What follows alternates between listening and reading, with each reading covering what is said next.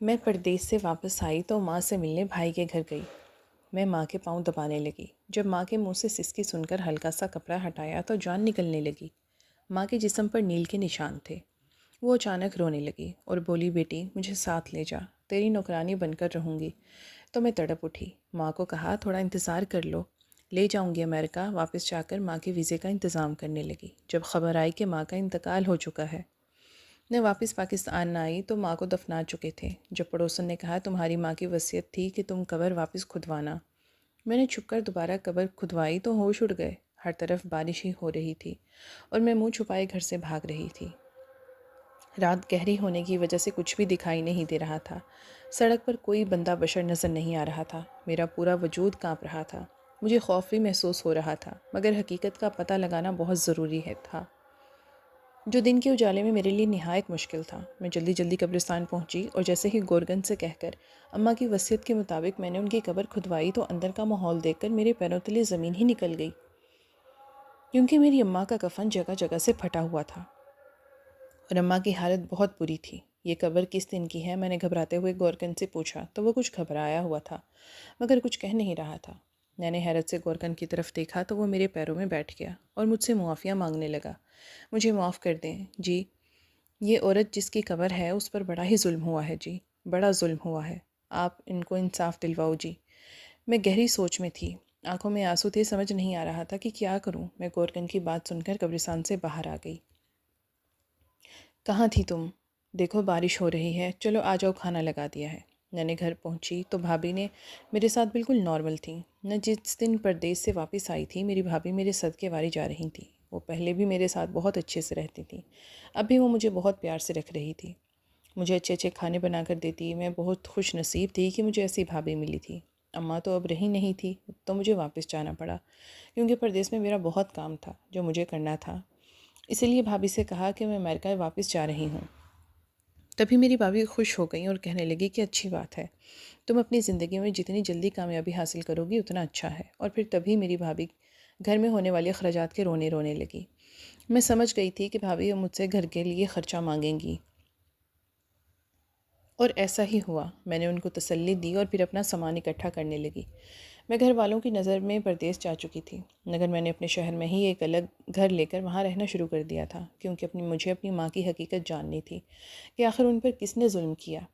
بھابھی تو ظلم نہیں کر سکتی تھیں، کیونکہ وہ بہت اچھی عادات کی مالک تھیں اور بہت رحم دل بھی تھیں۔ بس ان میں ایک بری عادت تھی کہ ان کو پیسوں کا بہت لالچ تھا۔ میں نے گھر والوں سے جھوٹ بولا اور گھر سے نکل گئی، مگر جاتے ہوئے پڑوسن پر نظر پڑی تو وہ ہاتھ جوڑ کر کچھ کہنا چاہ رہی تھی۔ میں نے چھپ کر پڑوسن سے ملنے کا فیصلہ کیا۔ تبھی میں کچھ دنوں کے بعد چہرہ چھپا کر پڑوسن سے ملی، مگر پڑوسن نے جو خبر مجھے دی کہ میرے رونگٹے ہی کھڑے ہو گئے۔ مجھے یقین نہیں آیا کہ میری ماں نے مجھے میرا نام راحت ہے، میری عمر 40 سال ہے، میری اماں ایک سادہ گھریلو خاتون تھیں اور ابا کا کار ڈرائیور تھے۔ اماں ابا نے دن رات محنت کر کے ایک چھوٹا سا گھر بنایا تھا۔ ہم 2 بہن بھائی تھے۔ اماں ابا نے ہماری پڑھائی بہت مشکل سے پوری کروائی تھی۔ بھائی نے تو گریجویشن کے بعد سے ہی نوکری شروع کر دی تھی۔ البتہ میں پڑھنے لکھنے میں بہت ذہین تھی، اس لیے اسکالرشپ پر پردیس جا کر اپنی تعلیم مکمل کرنے لگی۔ میں پورے خاندان میں پہلی لڑکی تھی جو اسکالرشپ حاصل کر چکی تھی اور اس کی بنیاد پہ بیرون ملک جا رہی تھی۔ رشتہ داروں نے بہت خلاف ورزی کی، مگر میرے اماں ابا میرے آگے ڈھال بن کر کھڑے رہے۔ مجھ پر بہت سی آزمائشیں بھی آئی، مگر میں نے اپنی پڑھائی کے آگے کسی چیز کو رکاوٹ بننے نہیں دیا۔ جس روز مجھے امریکہ کے لیے نکلنا تھا، اس سے ہفتہ پہلے ابا اس دنیا سے چل بسے۔ میں ٹوٹ گئی تھی۔ میں ابا کی بہت لاڈلی تھی۔ ابا کے جانے کا بہت دکھ تھا۔ اس پر سب رشتہ داروں کی مخالفت نے مجھے مزید توڑ دیا تھا۔ ان کے الفاظ مجھے کسی خنجر کی طرح چبھتے تھے۔ اب تم تنہا لڑکی کہاں جاؤ گی؟ اب تو تمہارے باپ بھی تمہارے سر پر نہیں ہیں۔ لوگ سو باتیں کرنے لگے۔ اماں بھی عدت میں تھی، مگر بھائی اور اماں کا کہنا تھا کہ مجھے کسی کی باتوں پر دھیان دینے کی کوئی ضرورت نہیں ہے۔ مجھے اگر کسی چیز پہ دھیان دینا ہے تو وہ صرف اپنی پڑھائی ہے اور اپنی پڑھائی مکمل کرنی ہے۔ یہ اماں اور بھائی کے ساتھ ہی تھا جو میں رشتہ داروں کی مخالفت کے باوجود امریکہ چلی گئی۔ مجھے وہاں پر 4 سال رہنا تھا۔ میرے جانے پر اماں تو کافی اداس تھی اور میں بھی پہلی مرتبہ سے دور جا رہی تھی، مگر بھائی بہت مطمئن تھا اور اس کا کہنا تھا کہ ہم میں سے تو کوئی آگے بڑھے۔ اب کب تک ہم چھوٹی موٹی نوکریوں پر محنت کرتے رہیں گے؟ وہاں جا کے خوب پڑھو اور اپنا نام بناؤ. جب پاکستان واپس آؤ تو تمہیں ابا کے نام سے نہیں بلکہ تمہارے نام سے جانا جائے. میرا بھائی مجھ سے بے انتہا محبت کرتا تھا. وہ مجھ پر اپنی جان چھڑکتا تھا. میرے ہر فیصلے میں میرے ساتھ کھڑا ہوتا اور جہاں اسے لگتا کہ میں غلطی پر ہوں وہاں میری اصلاح بھی کرتا. ابا کے جانے کے بعد بھائی نے مجھے باپ کی کمی محسوس نہیں ہونے دی. وہ مجھے باپ کے سائے کی طرح ہی میسر رہا تھا. میں خود کو بہت خوش نصیب سمجھتی تھی. ایسے ماں باپ اور بھائی ملے تھے جنہوں نے ہمیشہ میرا حوصلہ بڑھایا تھا. میں پردیس جا چکی تھی اور وہاں پر ایک ہاسٹل میں رہنے لگی. ہفتے میں ایک دفعہ گھر فون کر لیتی تو خیر خیریت بھی معلوم ہو جاتی تھی. میں جب سے امریکہ گئی تھی وہاں ہاسٹل میں رہتے ہوئے ایک لڑکی میری بہت اچھی سی سہیلی بن گئی تھی. وہ ڈاکٹر بن رہی تھی اور میں انجینئرنگ کر رہی تھی، مگر جب ہم فارغ ہوتے تو ایک دوسرے کے سبجیکٹ کے بارے میں کچھ معلومات لیتے رہتے تھے. وہ لڑکی بھی مسلمان تھی. مجھے اس کے ساتھ رہتے ہوئے بہت کچھ سیکھنے کو ملتا تھا. وہ اکثر مجھے ایسی بہت سی چیزیں بتاتی رہتی جس سے ڈاکٹر کے پاس جانے کی ضرورت کم پڑے. میری پڑھائی بہت اچھی جا رہی تھی. اماں سے بات ہوئی تو ان سے معلوم ہوا کہ اماں بھائی کی شادی کرنا چاہتی ہیں. میں بہت خوش تھی، مگر اماں سے کہا کہ اماں بھابھی میری پسند کی ہوگی. اماں کہنے لگی تمہاری بھابھی تمہارے بھائی نے پسند کر رکھی ہے. میں اور خوش ہو گئی. لڑکی میرے بھائی کی پسند تھی. یہ میرے لیے بہت خوشی کی بات تھی. اماں سے کہا کہ بھائی کی شادی تب ہی ہوگی جب میں واپس آ جاؤں گی. اماں کہنے لگی تمہارا بھائی شادی جلدی کرنا چاہتا ہے. اگر تمہیں چھٹی مل رہی ہے تو لے کر آ جاؤ، ورنہ میں اس کی شادی کرنے میں اب دیر نہیں لگاؤں گی. مجھ سے گھر کے کام نہیں ہوتے. میں نے اماں کو اس بات پر سمجھایا کہ اماں جس کو لے کر آ رہی ہو وہ گھر کے کاموں کے لیے نہیں آ رہی. اس سے بہتر ہے کہ تم کوئی ملازمہ رکھ لو. میری بات میرے اماں کہنے لگی ہم نے بھی اپنے گھروں کے کام کیے ہیں، اس میں کیسی شرم، اور پھر وہ جو آ رہی ہے اس کا بھی تو یہ گھر ہوگا. میں اماں کو نہیں سمجھا سکتی تھی کیونکہ وہ پرانے خیالات کی مالک تھیں اور جو بھابھی گھر پر آ رہی تھی وہ ماڈرن زمانے کی تھی. میں جانتی تھی کہ اماں اور بھابھی کی خوب تکرار ہونے والی تھی. اس کے لیے میں بھائی کو اکثر ہی سمجھایا کرتی تھی کہ امی کو ابھی سے سمجھانا شروع کر دیں کہ وہ بھابھی کے ساتھ کسی قسم کی پرانی روایتی ساس بننے کی کوشش نہ کریں. بھائی میری بات پر ہنستے تھے، مگر مجھے خوف محسوس ہوتا تھا کیونکہ میں اپنی ماں کو بہت اچھے سے جانتی تھی. وہ اصولوں کی بہت پکی تھی اور آنے والی بہو کے لیے یقیناً ان کے اصول اپنی جگہ سے ہلنے والے نہیں تھے. بھائی کی منگنی پر تو میں پاکستان میں نہیں تھی، البتہ منگنی کے کچھ عرصے بعد ہی مجھے بھائی کی شادی کی خبر مل گئی. میں خوشی خوشی ایک مہینے کی چھٹیاں لے کر بھائی کی شادی دیکھنے آ گئی. میں نے بھابھی کو بھی پہلی مرتبہ دیکھا تھا. بھابھی تو بہت خوبصورت تھی. بھائی کی شادی کی تیاریاں عروج پر تھیں. جس وقت مجھے یہ بات معلوم ہوئی کہ بھابھی بڑے گھر سے ہیں تو مجھے ایک نئی فکر ستانے لگی. ایسا نہیں تھا کہ ہم غریب تھے، مگر ان سے زیادہ امیر نہیں تھے، اور یہی بات مجھے خوفزدہ کر رہی تھی. نہ جانے کیوں میرا دل بہت گھبرا رہا تھا. جس روز سے مجھے یہ خبر ملی اس روز سے میرا دل بے چین تھا. ایسے لگ رہا تھا جیسے کوئی طوفان آنے والا ہے، اور یہ خاموشی طوفان کے آنے سے پہلے کی خاموشی تھی. میں نے بھائی سے کئی مرتبہ پوچھا کہ بھابھی کو ہمارے چھوٹے گھر سے کوئی مسئلہ تو نہیں، وہ اتنے بڑے گھر سے آ رہی ہیں. میری بات پہ میرا بھائی مجھے کہنے لگا میری بہن تو بہت بڑی ہو گئی ہے، بڑی باریک بینی سے ہر بات کو سمجھنے کی کوشش کرتی ہے، مگر میں تمہیں یہی کہوں گا کہ اس چھوٹے سے دماغ پر اتنا زور مت ڈالو. اس دماغ کو صرف اپنی پڑھائی کے لیے استعمال کرو، باقی یہ سب مسئلے مسائل تمہارے سوچنے کے لیے نہیں ہیں. میں بھائی کی بات پر اکثر مسکرا دیتی تھی. بھائی کی شادی تک میرے دل میں بہت سے وسوسے تھے، مگر شادی کے ایک مہینے بعد تک میرے سب وسوسے دور ہو گئے. بھائی کی شادی ہوئی، رخصتی ہوئی تو ہم نے بھابھی کا پرتپاک استقبال کیا. میں نے ہر رسم میں بڑھ چڑھ کر حصہ لیا تاکہ میری بھابھی خود کو اکیلا نہ سمجھیں. اس کے ایک مہینے میں میری اور میری بھابھی کی بہت اچھی دوستی ہو گئی تھی. اس ایک مہینے میں نے بھابھی کو گھر کے سب طور طریقے سمجھا دیے تھے تاکہ میرے جانے کے بعد بھابھی کو کسی قسم کی کوئی پریشانی نہ اٹھانی پڑے.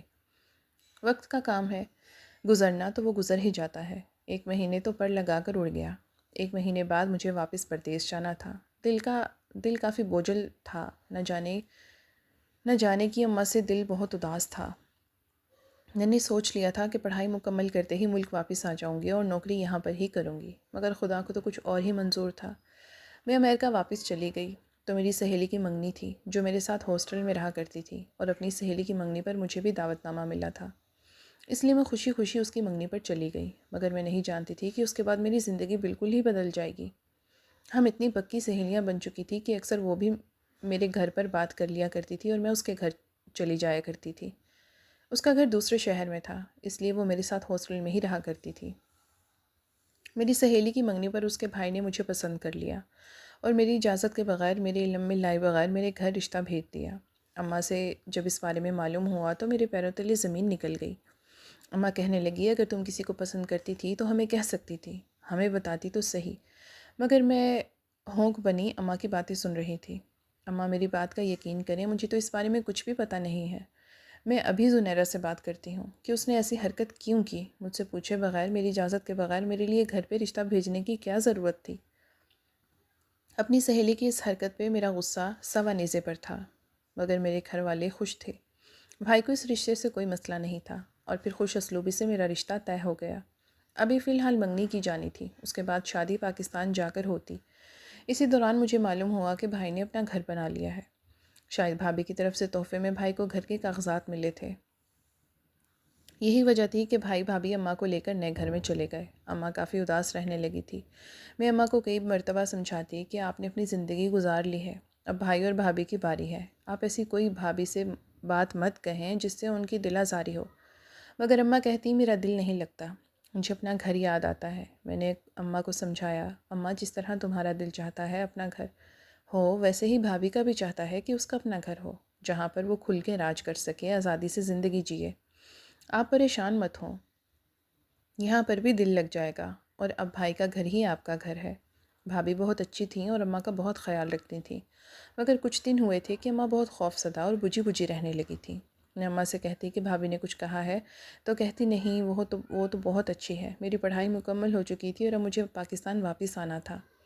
میں بہت خوش تھی کیونکہ میری شادی بھی طے پا گئی تھی اور میری رخصتی بھائی کے گھر سے ہی ہونی تھی۔ شادی ہوئی اور میں رخصت ہو کر اپنے سسرال چلی گئی۔ جب میں شادی کے لیے پاکستان آئی تو اماں اکثر اپنی پڑوسن سے کچھ راز و نیاز کر رہی ہوتی۔ میں اماں سے کہتی کہ اماں دیکھا، میں نے کہا تھا نا تمہارا دل یہاں پر بھی لگ جائے گا، اب دیکھو اس پڑوسن میں تم نے اپنی سہیلیاں بنا رکھی ہیں، پھر بھی تم کہتی ہو کہ میرا جی نہیں لگتا۔ خدا کی ناشکری مت کرو، خدا نے تمہارے بیٹے کو اتنی ترقی دی ہے کہ اس کا اپنا گھر ہے، کل کو بچے ہوں گے تو کم از کم اپنے گھر میں پرسکون زندگی تو گزاریں گے۔ آپ نے اور ابا نے جتنی محنتیں کی ہیں اور جتنی مشقت کے بعد وہ چھوٹا سا گھر بنایا، اس کے مقابلے میں یہ بغیر مشقت محنت کے اتنا بڑا گھر بھائی کو مل گیا ہے۔ آپ کو تو خوش ہونا چاہیے کہ آپ کے اولاد کو اتنی محنت نہیں کرنی پڑے گی۔ مگر میری بات پر اماں کی آنکھیں بھر جاتیں، مگر زبان بالکل خاموش رہتی۔ کئی مرتبہ پوچھا کہ بھابھی آپ کے ساتھ سلوک تو اچھا کرتی ہیں نا؟ تو اماں کہنے لگتی کہ ہاں وہ تو بہت اچھی ہے۔ میں نے اماں سے کہا کہ اماں پھر آپ کیوں پریشان رہتی ہیں؟ آپ کو کس بات کی پریشانی ہے؟ تبھی اماں کہنے لگی، کچھ نہیں، بس دل اداس ہے، تمہارے ابا کی بہت یاد آتی ہے۔ میں اماں کی تکلیف سمجھ سکتی تھی، مگر میں انہیں بغیر کسی وجہ کے بڑھاوا نہیں دینا چاہتی تھی جس سے بھائی اور بھابھی کا گھر خراب ہوتا۔ شادی کے کچھ عرصے بعد میری دوبارہ فلائٹ تھی، مجھے دوبارہ پردیس جانا تھا، مگر اب کی مرتبہ اماں روتے ہوئے مجھ سے کہنے لگی کہ تم مت جاؤ، تم میرے پاس رہو، خدا کے لیے میری بات مان لو، مجھے تنہا مت چھوڑو۔ میں نے اماں سے کہا کہ اماں یہ کیسی باتیں کر رہی ہو؟ آپ کے پاس بھائی ہیں، بھابھی ہیں، اور پھر بیٹیوں کو تو رخصت ہو کر اپنے گھر جانا ہی ہوتا ہے، کیا آپ نہیں چاہتی کہ میں اپنے گھر میں خوش اور آباد رہوں؟ اماں کہنے لگی، بھلا ماں سے بھی زیادہ کسی کو خوشی ہوگی؟ میں سمجھ سکتی تھی اماں کا کیا آپ نہیں چاہتی کہ میں اپنے گھر میں خوش اور آباد رہوں؟ اماں کہنے لگی، بھلا ماں سے بھی زیادہ کسی کو خوشی ہوگی؟ میں سمجھ سکتی تھی اماں کا بھابھی کے ساتھ دل نہیں لگ رہا تھا، مگر اس سب میں بھابھی کا تو کوئی قصور نہیں تھا، اور نہ ہی اماں کا وقت ایسے ہی گزرتا گیا۔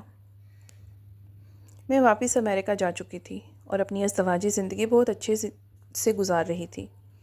گھر گھرستی میں ایسا گم ہوئی کہ کئی دن گزر جاتے اور میری اماں سے بات نہ ہوتی، مگر اب میں جب بھی اماں کو فون کرتی تو ہمیشہ وہ روتے ہوئے مجھ سے کہتی کہ واپس آ جاؤ، میں تم سے ملنا چاہتی ہوں، تمہیں کچھ بتانا چاہتی ہوں۔ میں مسکرا کر اماں کی طرف دیکھتی، مگر اماں کے چہرے پر مسکراہٹ نہ پا کر میرا دل گھبرانے لگتا۔ ایک روز اپنے شوہر سے اجازت لی اور اپنے ملک واپس چلی آئی۔ بھابھی میرا بہت اچھے سے خیال رکھ رہی ہوں، میں دیکھ کر بہت خوش ہو جاتی، مگر اماں کافی خوفزدہ لگ رہی تھی۔ اماں کیا بات تھی؟ کیا کہنا چاہتی ہو؟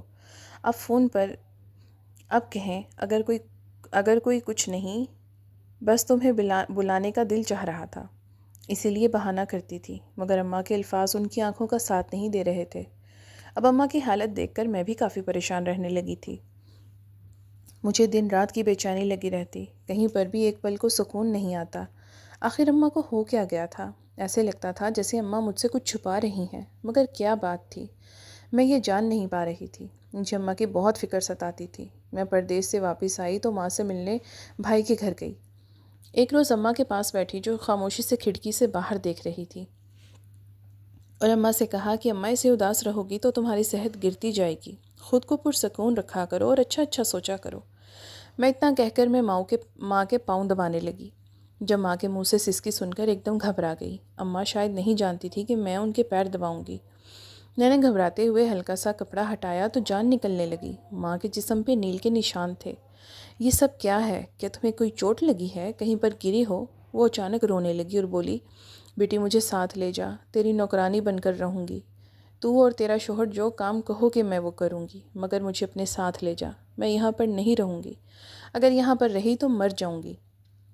اماں کی ایسی باتیں سن کر میں تڑپ اٹھی۔ ماں کو کہا تھوڑا انتظار کر لو، لے جاؤں گی، مگر ہوا کیا ہے یہ تو بتاؤ۔ اماں کہنے لگیں، نہ جانے کیوں یہ نیل کے نشان میرے پورے جسم پر پڑنے لگے ہیں، مجھے تو اب اپنی زندگی کی فکر ستائے جاتی ہے، نہ جانے میرے پاس کتنا وقت ہے۔ میں نے سوچ لیا تھا کہ میں اماں کو اپنے ساتھ امریکہ لے جاؤں گی اور وہاں جا کے اماں کا اچھے سے علاج کرواؤں گی۔ اور پھر کیا وجہ تھی جو اماں کو ایسے نیل کے نشان پڑ رہے تھے؟ میں نے اپنی نند جو میری سہیلی بھی تھی اس سے بات کی تو اس نے مجھے کچھ ٹیسٹ کروانے کا مشورہ دیا، مگر اب یہ سب کچھ میں اماں کو امریکہ لا کر ہی کرنا چاہتی تھی۔ امریکہ واپس جا کر ماں کے ویزے کا انتظام کرنے لگی۔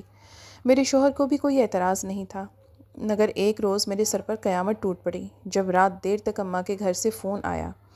فون بھائی کا تھا۔ بھائی نے جیسے ہی فون اٹھایا تو بھائی پھوٹ پھوٹ کر رو رہا تھا۔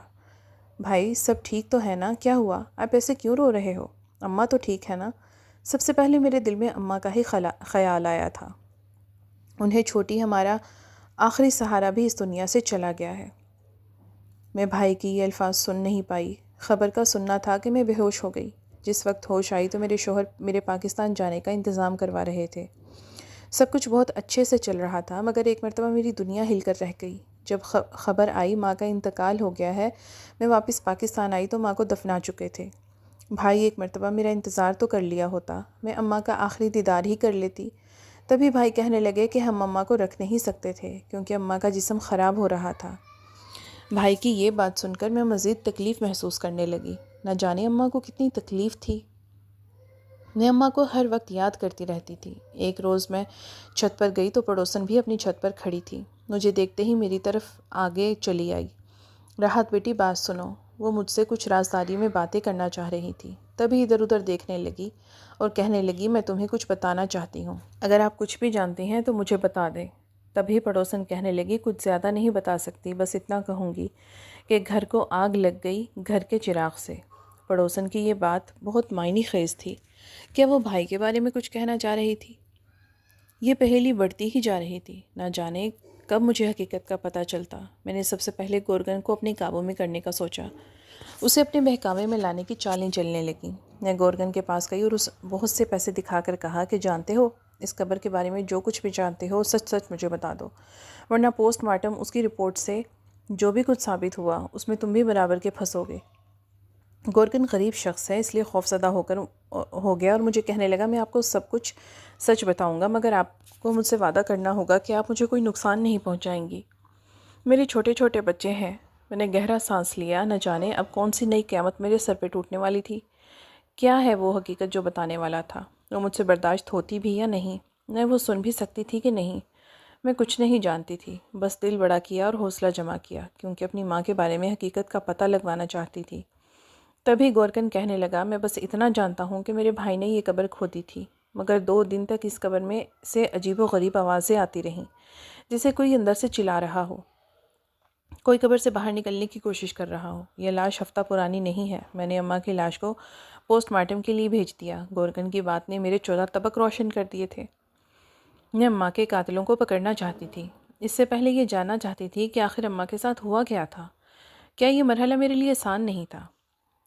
کوئی بھی ڈاکٹر پوسٹ مارٹم کرنے کے لیے تیار ہی نہیں تھا۔ ہر کوئی پہلے پولیس کو اندر ڈالنا چاہ رہا تھا، مگر یہ سب کام میں خود اکیلے کرنا چاہتی تھی۔ تو ابھی میں نے اپنی نند جو سہیلی بھی تھی کو امریکہ سے یہاں پر بلایا اور پھر اس کی مدد سے اماں کا پوسٹ مارٹم ہوا۔ رپورٹ کچھ دن بعد ملی۔ چند دن میرے لیے کسی قیامت سے کم نہیں تھے۔ یہ دن گزارنا میرے لیے بہت مشکل تھا، اور پھر جب رپورٹ آئی تو رپورٹ پڑھنے کے بعد مجھے ایسا لگا جیسے میں دوبارہ سانس نہیں لے پاؤں گی، کیونکہ رپورٹ کے مطابق اماں کا انتقال دم گھٹنے کی وجہ سے ہوا تھا، وہ بھی 1 یا 2 گھنٹے نہیں بلکہ پورے 3 دن، جس کا مطلب تھا کہ اماں کو زندہ دفنایا گیا تھا۔ اماں جب دفن ہوئی تھیں تو اس وقت وہ زندہ تھیں، اور اماں کی موت کا وقت ہفتہ پہلے کا نہیں بلکہ 3 روز پہلے کا تھا۔ رپورٹ میرے ہاتھوں سے زمین بوس ہو چکی تھی۔ اب سوالات سننے کی باری میرے بھائی کی تھی، اور بھابھی کی بھی۔ میں جاننا چاہتی تھی کہ آخر انہوں نے میری ماں کے ساتھ کیا کیا جو وہ خالق حقیقی کے ساتھ جا ملی۔ میں گھر کے دروازے کے باہر کھڑی تھی۔ دروازہ کھٹکھٹایا تو بھائی اندر سے باہر آئے اور مجھے دیکھ کر حیران رہ گئے۔ راحت، تم تو امریکہ واپس جا چکی تھی نا؟ تبھی میں نے ڈرنے کا ناٹک کیا اور گھر کے اندر داخل ہو گئی۔ بھائی، میں امریکہ واپس گئی تھی، مگر آپ جانتے ہیں وہاں کیا ہوا؟ وہاں کیا ہوا؟ اماں مجھے ہر جگہ دکھائی دیتی ہیں۔ وہ کہتی ہیں مجھ پر ظلم ہوا ہے، میں زندہ ہوں۔ بھائی کے چہرے کا رنگ اڑ گیا۔ خوفزدہ تو بھابھی بھی ہو گئی تھی۔ ایسے کیسے ممکن تھا؟ ہم نے اماں کو تبھی دفنایا تھا جب ان کی سانسیں بند ہو گئی تھیں، پھر بھلا وہ تمہارے خواب میں آ کر کس طرح کہہ سکتی ہیں کہ وہ زندہ ہیں؟ بھابھی، میں نے خواب نہیں دیکھا، وہ مجھے ہر جگہ حقیقت میں نظر آتی ہیں۔ میری بات پر بھابھی اور بھائی ایک دوسرے کے چہرے دیکھنے لگے۔ ایسے کیسے ممکن ہے؟ تمہیں کوئی غلط فہمی ہوئی ہوگی، یہ سب تمہارا وہم ہے اور کچھ نہیں۔ بھائی نے چہرے پر آیا پسینہ صاف کرتے ہوئے مجھے تسلی دینے کی کوشش کی۔ نہیں بھائی، میں جب بھی قبرستان جاتی ہوں اماں کی قبر سے عجیب و غریب آوازیں آتی ہیں، مجھے بہت خوف محسوس ہوتا ہے۔ میں تو امریکہ میں بھی سکون سے نہیں رہ پائی، اسی لیے واپس پاکستان چلی آئی ہوں۔ اب میں یہاں پر ہی رہوں گی، میں واپس نہیں جاؤں گی۔ میں نے اپنے شوہر سے بھی کہا ہے کہ وہ بھی پاکستان ہی آ جائیں۔ مجھے تو ایسے ہی لگتا ہے کہ اماں ہر جگہ میرے ساتھ ساتھ موجود ہیں، اور ہر وقت مجھے کہتی ہیں کہ مجھے انصاف دلواؤ، مجھے انصاف دلواؤ، مجھے انصاف چاہیے۔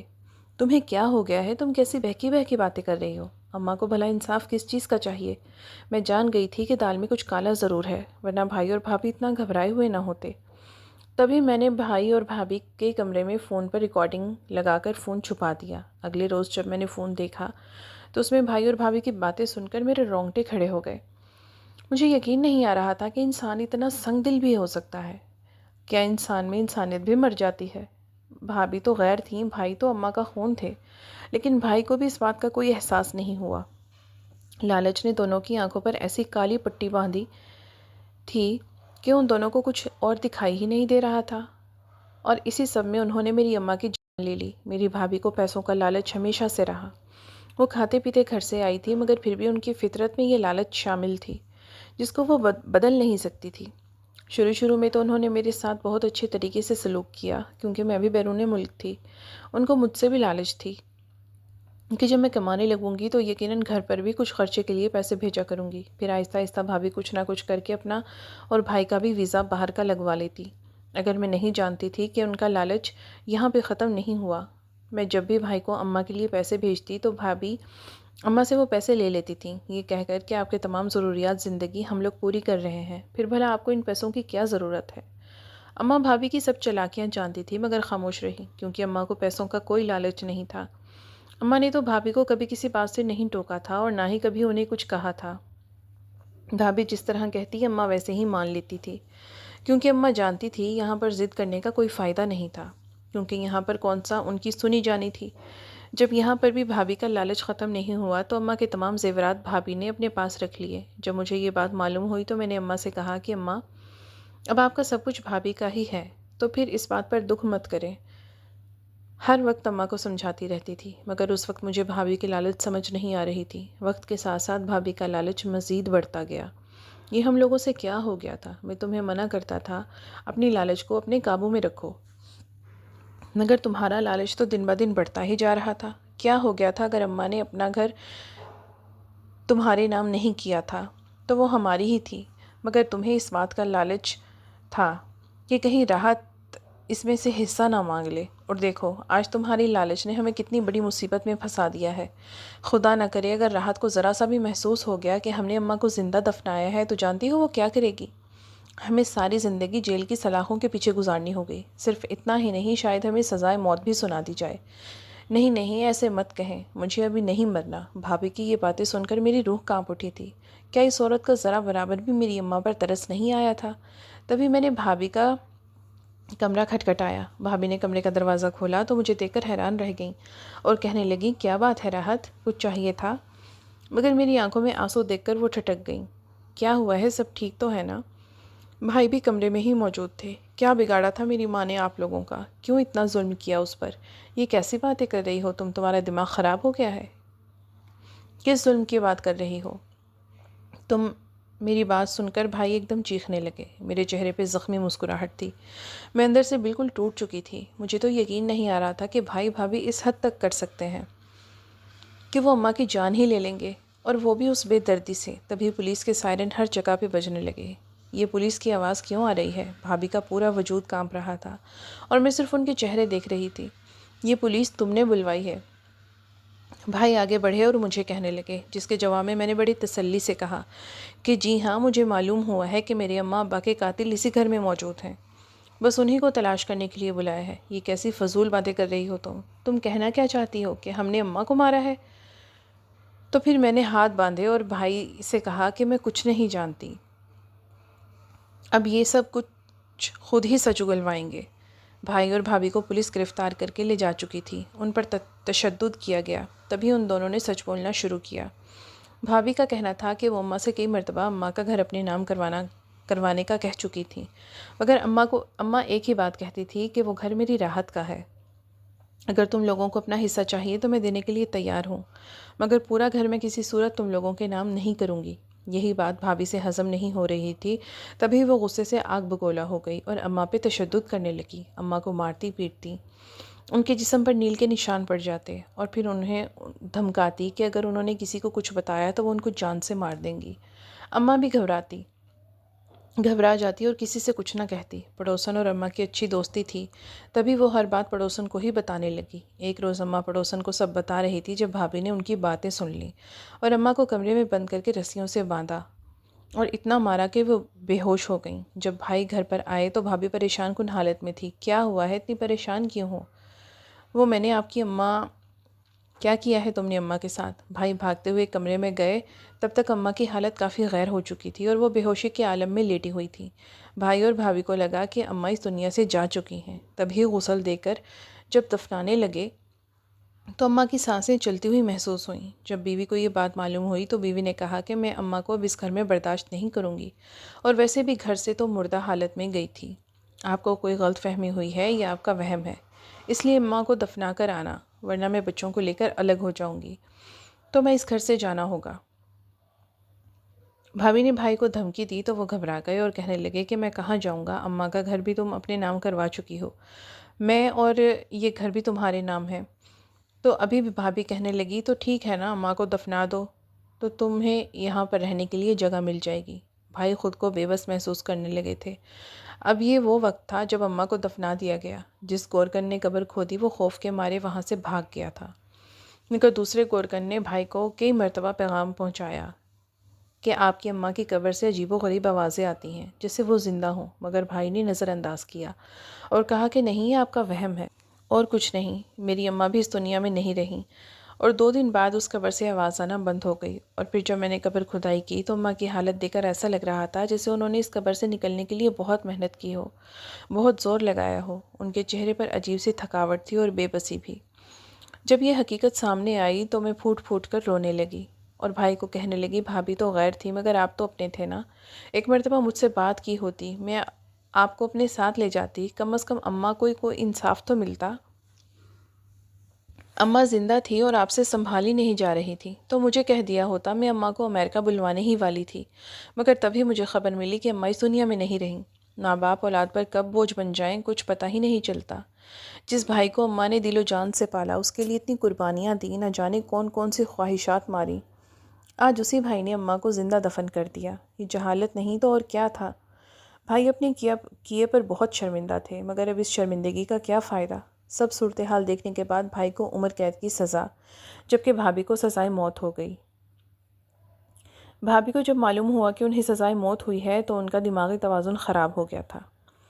وہ خود کو بھی پہچاننے سے انکار کرتی اور بس ہر وقت چیختی چلاتی رہتی تھیں، وہ مجھے مارنے آ رہی ہے، وہ مجھے مار دے گی، میں نے اسے مارا تھا نا، اب وہ بدلہ لینے آ رہی ہے۔ بھابھی کو ہر طرف سے اب اماں ہی دکھائی دیتی۔ میں کئی مرتبہ بھائی سے ملنے جاتی تو بھائی مجھے کہتے کہ اگر تم چاہو تو بھابھی کو رہا کروا سکتی ہو، اس کی حالت ٹھیک نہیں ہے، اس کو رہا کروا کے اس کے گھر بھیج دو۔ میں بھائی سے کہتی کہ ابھی بھی آپ کو ان پر ترس آ رہا ہے، کبھی سوچا ہے کہ اماں نے کیسا محسوس کیا ہوگا جب انہوں نے قبر میں خود کو قید پایا ہوگا؟ میرا تو سوچ کر ہی دم گھٹ رہا ہے۔ تو سوچیں اماں کی کیا حالت ہوئی ہوگی، کتنی تکلیف میں وہ رہی ہوں گی۔ جب بھی میں یہ سوچتی ہوں کہ اماں پر کیا ظلم ہوا تو روح کانپ اٹھتی ہے۔ اگر پڑوسن اور گورکن نہ ہوتا تو شاید اماں کو کبھی انصاف ہی نہ مل پاتا۔ کبھی کبھی غیروں میں اپنے مل جاتے ہیں اور کبھی کبھی اپنوں میں غیر ہمارے اپنے خون نے غیروں سے بدتر سلوک کیا تو دوسری طرف خدا نے گورکن اور پڑوسن کو ہمارے لیے فرشتہ بنا کر بھیجا۔ میں آج بھی اس صدمے سے باہر نہیں نکل سکی اور خود کو قصوروار سمجھتی ہوں کہ کاش جس روز اماں نے میرے آگے ہاتھ جوڑے تھے، میرے آگے گڑ گڑائی تھیں، اسی روز اماں کو لے کر الگ ہو جاتی تو شاید یہ سب کچھ نہ ہوتا، لیکن شاید اماں کی موت ایسے ہی لکھی تھی۔ اماں کے قاتلوں کو تو سزا مل گئی تھی مگر میں ابھی تک خود کو معاف نہیں کر پا رہی تھی۔ جب بھی تنہا ہوتی تو خود کو قصوروار ٹھہراتی، کئی عرصہ یہی سوچ کر بیمار بھی رہی، مگر پھر میرے شوہر نے میرا ساتھ دیا۔ میں اپنی نند کی بھی شکر گزار تھی جنہوں نے مجھے ایک بہن کی طرح رکھا، میرے ساتھ ایک بہن کی طرح سلوک کیا، میرے مشکل وقت میں میرا ساتھ دیا۔ اگر میری نند بھی میرا ساتھ نہ دیتی تو اماں کا پوسٹ مارٹم کبھی نہ ہو پاتا اور میں اس سچائی کے راستے پر کبھی نہ چل پاتی۔